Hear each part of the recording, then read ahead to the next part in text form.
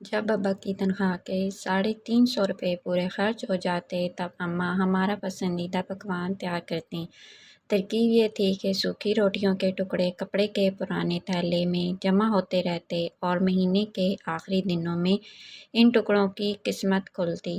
پانی میں بھگو کر نرم کر کے ان کے ساتھ 1-2 مٹھی بچی ہوئی دالیں سل بٹے پر پسے مسالے کے ساتھ دیگچی میں ڈال کر پکنے چھوڑ دیا جاتا، حتیٰ کہ مزیدار حلیم سا بن جاتا اور ہم سب بچے وہ حلیم انگلیاں چاٹ کر ختم کر جاتے۔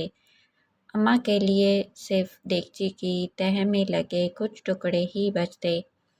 اماں کا کہنا تھا کہ خرچن کا مزہ تم لوگ کیا جانو، اور اماں ایسی سگھڑ تھی کہ ایک دن گوبھی پکتی اور اگلے دن اس گوبھی کے پتوں اور ڈنٹلوں کی سبزی بنتی، اور یہ کہنا مشکل ہو جاتا کہ گوبھی زیادہ مزے کی تھی یا اس کے ڈنٹلوں کی سبزی۔ اماں جب بھی بازار جاتیں تو غفور درزی کی دکان کے کونے میں پڑی کترنوں کی پوٹلی بنا کے لے آتیں۔ کچھ عرصے بعد یہ کترنیں تکیے کے نئے غلافوں میں بھر دی جاتیں، کیونکہ اماں کے بقول ایک تو مہنگی روئی خریدو اور پھر روئی کے تکیوں میں جراثیم بسیرا کر لیتے ہیں، اور پھر کترنوں سے بھرے تکیوں پر اماں رنگ برنگے دھاگوں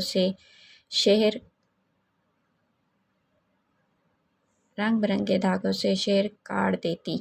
کبھی لاڈ آ جاتا تو ہنستے ہوئے کہتیں، تم شہزادیوں کے تو نخرے ہی نہیں سماتے جی، سوتے بھی شاعری پر سر رکھ کے سوتے ہو۔ عید کے موقع پر محلے بھر کے بچے غفور درزی سے کپڑے سلواتے۔ ہم ضد کرتے تو اماں کہتیں وہ تو مجبوری میں سلواتے ہیں، کیونکہ ان کے گھروں میں کسی کو سینا پرونا نہیں آتا۔ میں تو اپنے شہزادیوں کے لیے ہاتھ سے کپڑے سیوں گی۔ جمعۃ الوداع کے مبارک دن ابا لٹھے اور پھولدار چینٹ کے 2 آدھے تھان جانے کہاں سے خرید کر لاتے۔ لٹھے کے تھان میں سے ابا اور تینوں لڑکوں کے، اور چینٹ کے تھان میں سے دونوں لڑکیوں اور اماں کے جوڑے کٹتے، اور پھر اماں ہم سب کو سلانے کے بعد سحری تک آپا نصیبن کے دیوار ملے کوارٹر سے لائی گئی سلائی مشین پر سب کے جوڑے سیتیں۔ آپا نصیبن سال کے سال اس شرط پر مشین دیتیں کہ ان کا اور ان کے میاں کا جوڑا بھی اماں سی کے دیں گی۔ ہم بہن بھائی جب ذرا سیانے ہوئے تو ہمیں عجیب سا لگنے لگا کہ محلے کے باقی بچے بچیاں تو نئے رنگوں کے الگ الگ چمکیلے سے کپڑے پہنتے ہیں، مگر ہمارے گھر میں سب ایک ہی طرح کے کپڑے پہنتے ہیں۔ مگر اماں کے اس جواب سے ہم مطمئن ہو جاتے کہ ایک سے کپڑے پہننے سے کنبے میں محبت قائم رہتی ہے، اور پھر ایسے چٹک مٹک کپڑے بنانے کا آخر کیا فائدہ جنہیں تم عید کے بعد استعمال ہی نہ کر سکو۔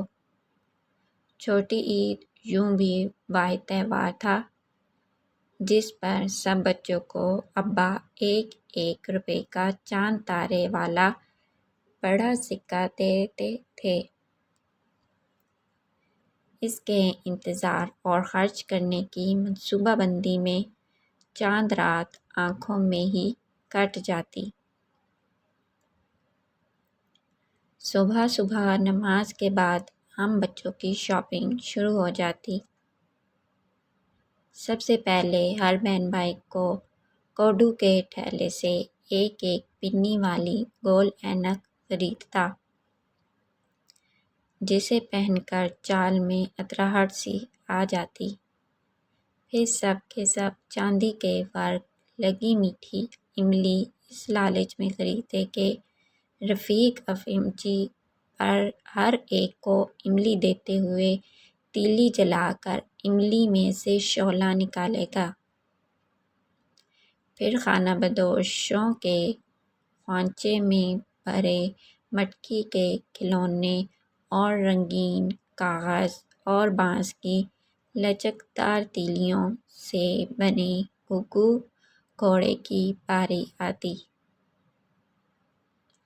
آخر میں بس اتنے پیسے بچتے کہ سوڈے کی بوتل آ سکے، چنانچہ ایک بوتل خرید کر ہم پانچوں بہن بھائی اس میں سے باری باری ایک ایک گھونٹ لیتے اور نظریں گاڑے رہتے کہ کہیں کوئی بڑا گھونٹ نہ بھر جائے۔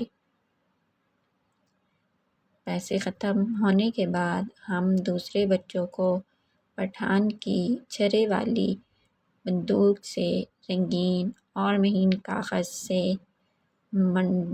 منڈھے چوبی کھانچے پر لگے غبارے پھوڑتے بڑی حسرت سے دیکھتے رہتے۔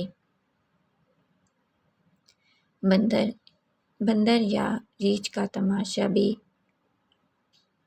اکثر مفت ہاتھ آ جاتا اور پھر نیچے جانے والے گول چوبی جھولے میں بیٹھنے سے تو ہم سب بہن بھائی ڈرتے تھے، اور اس کا ٹکٹ بھی مہنگا تھا۔ بقرعید پر سب کے ہاں قربانی ہوتی سوائے ہمارے، مگر یہاں بھی اماں کے منطق دل کو لگتی کہ جو لوگ کسی وجہ سے دنیا میں قربانی نہیں کر سکتے، ان کے بکرے اللہ میاں اوپر جمع کرتا رہتا ہے۔ جب ہم اوپر جائیں گے تو ایک ساتھ سب جانور قربان کریں گے انشاءاللہ۔ ایک دفعہ گڑیا نے پوچھا کہ اماں کیا ہم جلدی اوپر نہیں جا سکتے؟